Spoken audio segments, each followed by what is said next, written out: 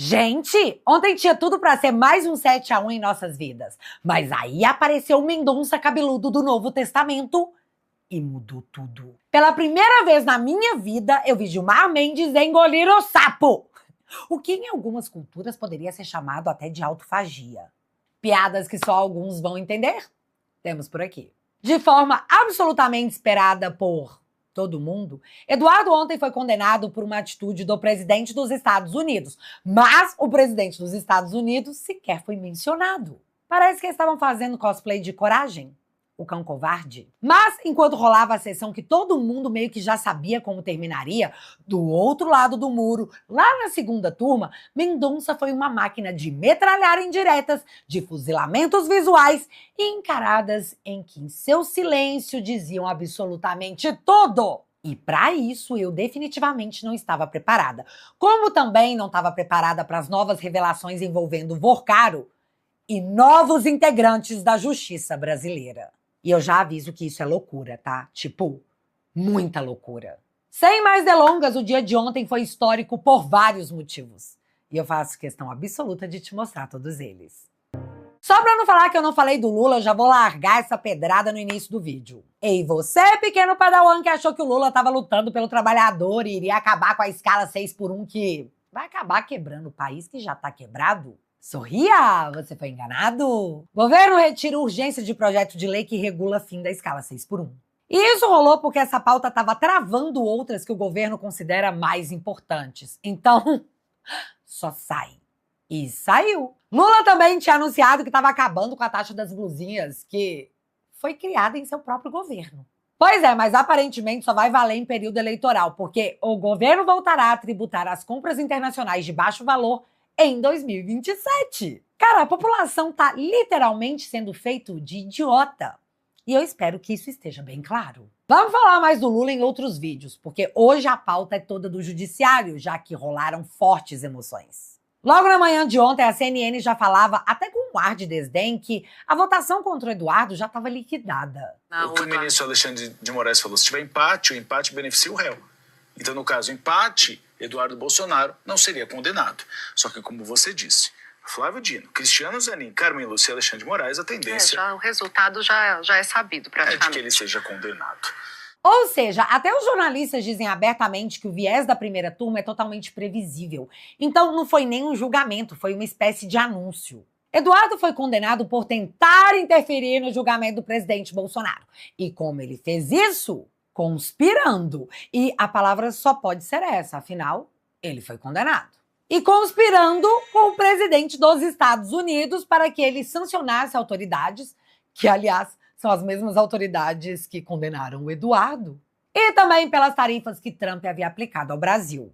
Gente, falar isso em voz alta soa muito ridículo. Vocês conseguem entender o quão ridículo isso é? Segundo a primeira turma do Supremo, Eduardo é tão fodalhão que fez o Donald Trump sancionar o país inteiro e tirar o visto dos ministros, que, segundo Barroso, dói até hoje. Mas a explicação americana é que Alexandre sofreu a Magnitsky por violações reiteradas aos direitos humanos, por violação da soberania americana e de sua população, por decisões sigilosas, por atacar empresas americanas e tudo mais que vocês já estão careca de saber. Tanto que Alexandre agora é réu em uma ação americana movida pela Rumble e que o Brasil até tentou despachar a AGU para defendê-lo. Porém, o advogado do caso lá nos Estados Unidos, o Martin, informou que o prazo para a defesa do Alexandre se apresentar havia expirado e que ninguém se habilitou para defendê-lo. Porém, o governo brasileiro apareceu para falar em soberania. Mas que o governo brasileiro se apresentou como representante do Brasil, não como representante do Moraes. Eu sei que eles tentam convencer a gente que o Moraes é o Brasil e a democracia, mas uma hora dessas, galera, 2026, deu, né? Agora o processo segue e teremos novas atualizações em breve. Pelo menos foi o que foi prometido. Já os outros ministros e demais autoridades que perderam seus vistos, o argumento foi de que eles corroboraram com as decisões políticas e persecutórias do Alexandre. E que, no momento que você pode fazer alguma coisa para impedir, mas você escolhe apoiar, você se torna cúmplice. E aí o governo americano decidiu que essas pessoas não são bem-vindas em terras de Tio Sam. Simples assim. Já sobre as tarifas, dá uma olhada nessa matéria aqui do ano passado da BBC. Brasil realmente cobra taxas altas de produtos dos Estados Unidos, como diz Trump? E a resposta, a simples resposta, está dentro da matéria. Abre aspas. Estatísticas de comércio exterior apontam que, de fato, o Brasil cobra, em média, tarifas de importação maiores sobre os produtos americanos que o contrário. Segundo o levantamento da FGV, a partir de dados do Banco Mundial, a tarifa média simples aplicada pelo Brasil às importações dos Estados Unidos foi de 11,3% em 2022. Ou seja, era mais de 5 vezes a tarifa média simples cobrada dos Estados Unidos sobre importações brasileiras, que era de 2,2%. Fecha aspas. Tá chocado? E galera, o Trump não taxou apenas o Brasil, ele anunciou reciprocidade nas tarifas pro mundo todo. Só que o ânimo de ignorar essa discrepância nas tarifas se dissipou completamente quando o Trump tomou conhecimento dos abusos políticos cometidos nesse país. E nada disso foi causado pelo Eduardo, foi pela política e pela justiça brasileira. E o que eu relatei até agora para vocês foram os fatos. Mas agora eu vou dar minha opinião. Eduardo foi condenado a 4 anos de prisão, o que nem dá cadeia mesmo, é regime semiaberto. Porém, torna o Eduardo inelegível até 2038. E para mim, isso aí, esse fato explica muita, mas muita coisa. Mas isso aí é eu comigo mesma, né? Porque até a achismo ultimamente tá dando cadeia na democracia brasileira. Mas que não deixa de ser cômico, que até pouco tempo atrás esses mesmos ministros debochavam do Eduardo chamando de fritador de hambúrguer, para pouco tempo depois o promoverem a mentor do Trump. Ah, não deixa de ser cômico. E eu acredito que não apenas o andamento desse processo, assim como a condenação do Eduardo, eventualmente vai chegar no governo americano. E eu queria muito ver a cara do Trump ao descobrir que Eduardo foi condenado pelo Alexandre de Moraes por manipular o presidente dos Estados Unidos, que aparentemente é um juninho na visão dos juízes brasileiros, que esses sim são os picas das galáxias. De novo, ainda mais com um processo contra o Alexandre rolando em solo americano e depois da comida de rabo internacional promovida pela Justiça da Itália. A ver o que isso vai dar. E enquanto tudo isso acontecia exatamente na mesma hora, um duelo que não prometia nada, mas entregou tudo, acontecia na segunda turma do STF. Só pra você entender, o Mendonça havia mandado prender o pai e o primo do Vorcaro a pedido da Polícia Federal que conduz as investigações. Na sequência, o Mendonça levou a sua decisão para ser referendada pela segunda turma. Fux acompanhou Mendonça de imediato pela manutenção da prisão dos Vorcaros, mas Gilmar Mendes pediu vista e devolveu o processo para julgamento no dia de ontem. E era exatamente isso que seria votado. E por que isso era tão importante, além de manter criminosos pesados que assaltaram o Brasil na cadeia? Porque a defesa do Daniel Vorcaro já se preparava para, caso o pai e o primo conseguissem a queda da prisão preventiva, usar o mesmo precedente para pedir a sua própria domiciliar, se embasando nesse julgamento. Então não era apenas o futuro do pai e do primo do Daniel que estava na mesa, era dele próprio. E agora que você já sabe disso, olha só o que aconteceu. Gilmar Mendes iniciou seu voto tentando criar semelhanças entre a Operação Compliance Zero e a Lava Jato. Os autos tratam de novas fases, assim denominada Operação Compliance Zero, caso rumoroso que há meses vem ocupando o noticiário de forma cada vez mais espetaculosa e sensacionalista. Na linha do que tenho salientado em votos anteriores, a nossa experiência institucional recente, em particular, está repleta de exemplos dos efeitos altamente danosos que o circo midiático e a espetacularização de investigações criminais podem causar, não apenas aos direitos individuais do acusado, mas igualmente à própria elucidação dos graves fatos apurados e ao país. É evidente que eu me refiro aqui às práticas processuais autoritárias da famigerada Operação Lava Jato. Gilmar, logo na largada, tentou dizer que esse caso Massa está igual a Lava Jato em questões midiáticas e que isso é extremamente danoso ao processo. Então, passou 30 minutos, veja bem, 30 minutos de seu voto sobre a Compliance Zero, falando da Lava Jato. Galera, chegou uma hora que tava literalmente saindo coisas assim. E tinha cláusula de inalienabilidade. Não entendi. Isso aí é javanês? E vem cá, alguém aí se lembra do Gilmar Mendes comentar a espetacularização do processo contra o Bolsonaro? Dele questionar as prisões preventivas alongadas? Porque o Braga Neto ficou preso preventivamente por 1 ano até ser condenado. E eu não lembro de ter falado nadinha a respeito. Não lembro dele ter falado da prisão preventiva do Cid, que se estendeu por 4 meses até que ele delatasse sob o olhar de Alexandre de Moraes, que, aliás, vale a reflexão sobre a fala de ontem do próprio Gilmar. A colaboração processual penal somente encontra legitimidade constitucional quando resulta de uma decisão livre. Friso, livre. Alguém aí se lembra como foi a colaboração livre do Mauro Cid? E consequente rescisão da colaboração e eventual rescisão englobará, inclusive, a continuidade das investigações e responsabilização do pai do investigado, de sua esposa e de sua filha maior. Eu gostaria de saber se o colaborador está plenamente ciente das consequências da manutenção dessas omissões e contra... Pela ótica do Gilmar, a delação do Cid é nula. Mas a gente está numa democracia relativa, né? Tudo é relativo.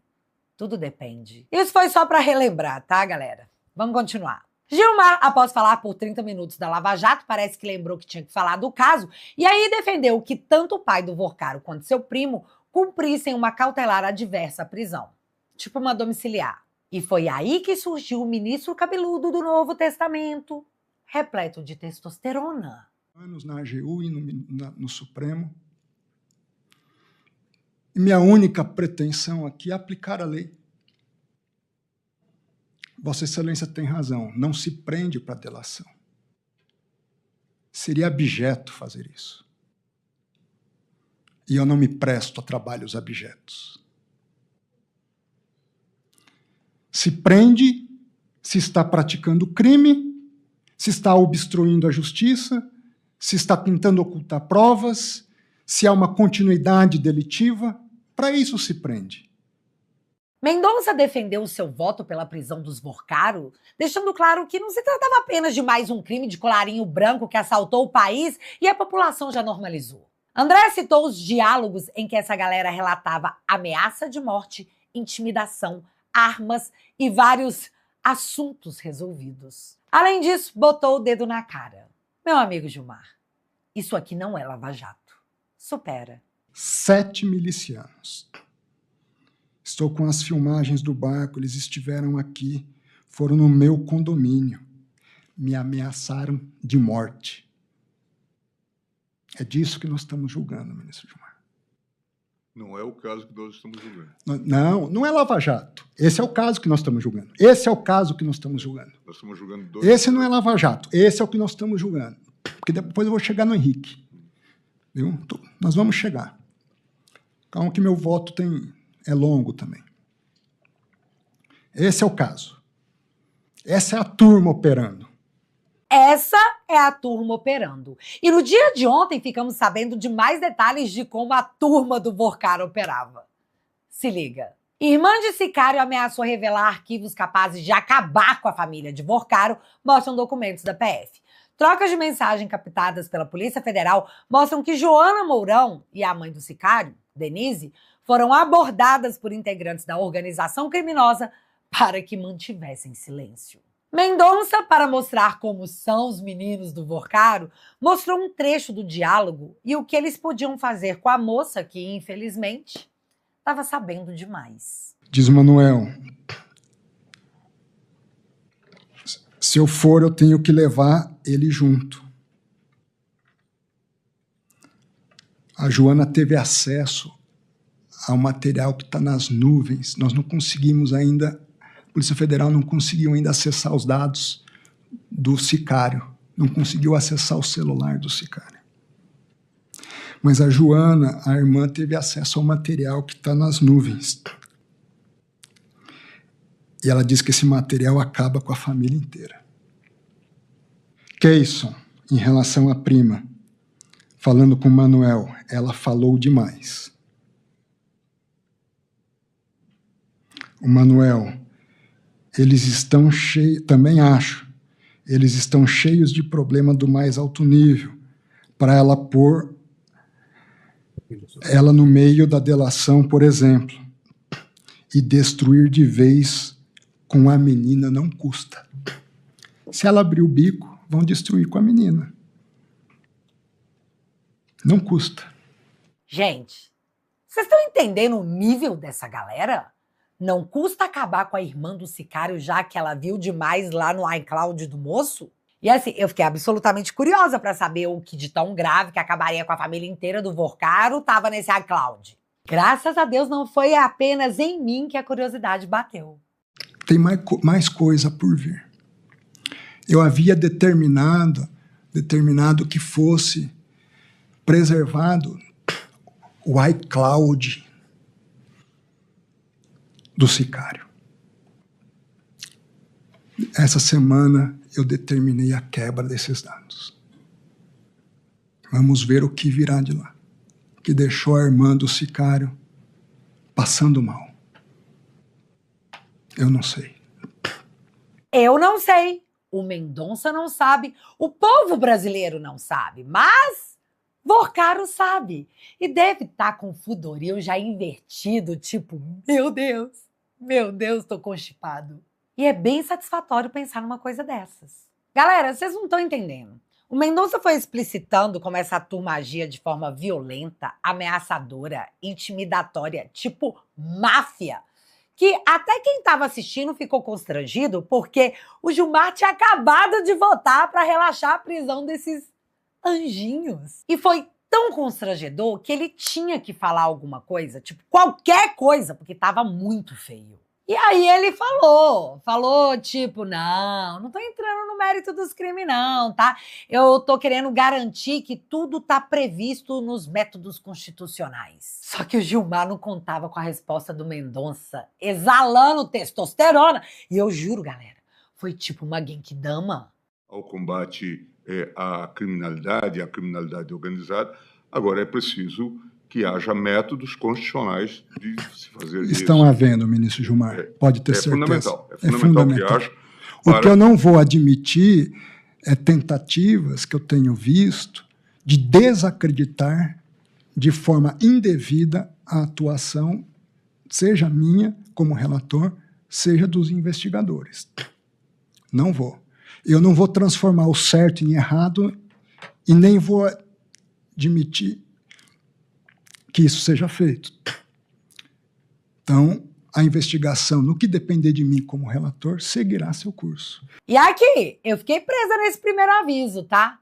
A investigação, no que depender de mim, vai seguir seu curso. Pegue quem pegar, ministro Gilmar. Ele não vai aceitar essa tentativa de desacreditar os investigadores. Eu, o juiz, como aconteceu na Lava Jato, que, aliás, o Gilmar Mendes passou 30 minutos tentando criar algum link. Interessante a questão da delação. Eu sempre disse para os advogados, não estou preocupado com delação. Não, primeiro que eu não prendo para fazer delação.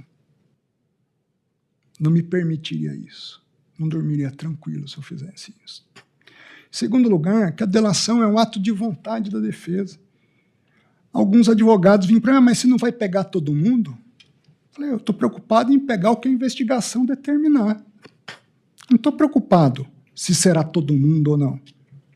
Estou preocupado com o que a investigação vier a esclarecer. Até porque a lei, na verdade, não dá a Vossa Excelência esse poder. Não dá, nem me arvoro, porque em outros casos, nós temos visto atuações dessa jaez. Não na minha relatoria. Cara, nesse momento eu cantarolei na minha cabeça aquela música. Que tiro foi esse? E a carinha do Mendonça de... Pegou a visão? Você pegou a visão? Em outros casos de delação, nós temos visto atuações como a que o Gilmar estava tentando imputar ao próprio Mendonça. Só que, infelizmente, a gente só pode imaginar a qual caso o Mendonça se referia. Cid mudou a versão sobre trama em audiência na qual Moraes ameaçou prendê-lo. Essa aí o Gilmar não deve ter visto. Ouviu e achou que era melhor não falar nada. Lembra? Relativo. Tudo depende.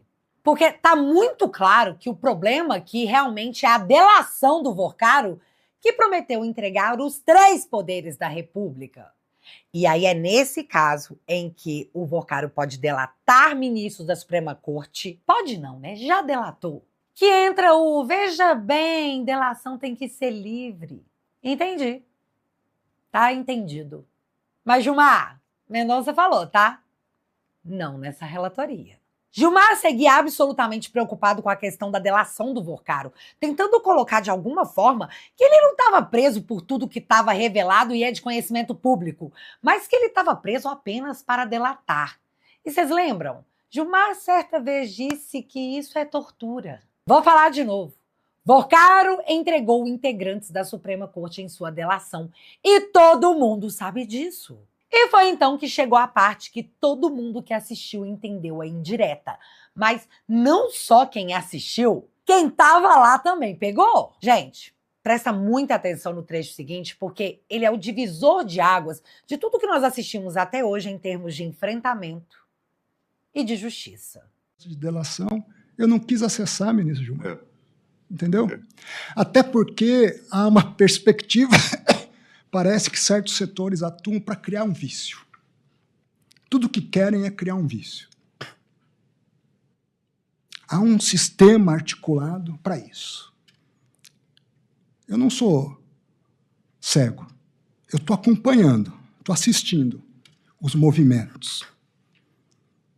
Não, eu acho que todos nós devemos zelar para evitar ensejarmos não só a nulidade, mas a hipótese de suspeitas sobre a condução do... E mais que isso, ministro Gilmar, tentativas de obstaculizar as investigações.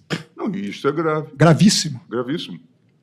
Olha o quão esse trecho é importante. O Mendonça disse que havia setores que estavam doidos para criar um vício no processo, que há um sistema articulado para que isso acontecesse. E o Mendonça deixa claro que está acompanhando tudo, assistindo, vendo os movimentos que estão sendo feitos. Todo mundo entendeu o que ele estava falando. E foi muito constrangedor. Então Gilmar imediatamente tenta meio que rebater, dizendo que, olha, estamos todos aqui querendo zelar para que não ocorra uma nulidade e uma suspeição sobre a condução da sua investigação, Mendonça. Que, aliás, foi o que o próprio Gilmar parece ter feito quando passou 30 minutos falando da Lava Jato e relatando exatamente isso. As nulidades do caso e a suspeição do juiz que, por favor, não deixemos acontecer aqui, hein, pessoal? Será que ele achou que ninguém ia perceber? Porque foi bem óbvio, pelo menos na minha percepção. Mas então Mendonça deu a pancada final dizendo que, mais do que as tentativas de gerar nulidade e a suspeição do próprio Mendonça, esses setores articulados estão obstruindo a justiça, tentando impedir as investigações. E que isso é gravíssimo. E lembra, ele mesmo disse que está vendo tudo, toda essa movimentação. Para quem sabe ler, esse pingo não foi letra, foi um podcast inteiro. Após a explanação do Mendonça, mesmo que Cássio quisesse votar pela liberdade dos Vorcaros, isso tinha se tornado meio impossível. Seria constrangedor demais. E já tinha muita vergonha acumulada aos olhos do público naquele momento para ele poder promover mais um. E aí Gilmar, sempre tão vocal, tão reativo, tão sarcástico e voraz, anunciou sua derrota num tom bem baixo e encerrou a sessão. Todos os recados foram dados em público e estão registrados em vídeos reproduzidos por todos os portais desse país. Repito, todo mundo entendeu exatamente o que aconteceu ali. Jato, aspas, disse Mendonça. Não estamos mesmo. Os erros da Lava Jato são lembrados até hoje, assim como a maneira como o Supremo, com supremas canetadas, passou a borracha em quase tudo, como se o imenso escândalo de corrupção tivesse sido uma invenção. O que torna realmente espetaculoso o escândalo do Master é a suspeita de compra de agentes públicos, entre eles, integrantes do próprio Supremo. A essência da crise não é o que o Supremo acha do comportamento de agentes públicos, como foi no caso da Lava Jato. É o que uma parcela enorme da sociedade acha do comportamento de integrantes do Supremo. Como eu disse, todo mundo entendeu. E poderia ter parado ali, que já teria sido uma derrota imensa para o sistema inteiro, já que Mendonça deixou claro que não teme nem a morte quanto mais ser ministro do Supremo e conduzir seu trabalho da melhor forma possível. Mas eis que tomamos conhecimento, na noite de ontem, que Daniel Vorcaro escreveu em seu bloco de notas uma mensagem que enviou a alguém momentos antes de ser preso. E sabe quem eram essas pessoas que deveriam ser contactadas por alguém a pedido de Vorcaro momentos antes dele ser preso? Outro trecho, gente, no relatório da Polícia Federal, e esse é bastante expressivo e precisa de elucidação, que mostra Daniel Vorcaro tentando impedir com líderes da Polícia Federal e da PGR, e aí estamos falando do topo da cadeia, que subordinados tomassem alguma atitude que pudesse prejudicá-lo. Vamos ver aqui, acompanha aqui comigo. Olha o problema isso, agora é que tivemos informações informais e em confidência de que a turma do Banco Central, que G, não sei a quem que ele se refere aqui, né? Talvez a Gabriel Galípolo. E os diretores estão na pressão máxima de novo para uma medida, pois o Bacen está sendo muito pressionado pela PF e pelo MP, alegando que farão algo contra mim. É importante reforçar com o Andrei, provavelmente se referindo a Andrei Rodrigues, diretor-geral da Polícia Federal, e Paulo, aqui também provavelmente se referindo a Paulo Gonet, que é o Procurador-Geral da República, para não deixar ninguém de baixo fazer uma sacanagem, que aí vai tudo pro saco. Estou disponível para tratar e explicar qualquer coisa, só não pode ter sacanagem. Vou te mandar os nomes que têm ido ao Bacen, alegando que farão algo em breve. Galera, segundo a Polícia Federal, Vorcaro pediu para alguém falar com o Andrei, diretor da Polícia Federal, e com o Paulo Gonet, o PGR, pedindo para que eles impedissem alguma sacanagem de subordinados nas duas instituições contra ele? Diretor da Polícia Federal e o chefe do Ministério Público que degustaram o uísque Macallan em Londres às custas do Vorcaro. A coisa agora explodiu de patamar, porque vocês entenderam como que isso é grave? Tipo, vocês entenderam mesmo? Porque se vocês entenderam, vocês já separaram a pipoca. Porque nunca se imaginou assistir o que tá por vir. Aguardando como nunca as cenas dos próximos capítulos.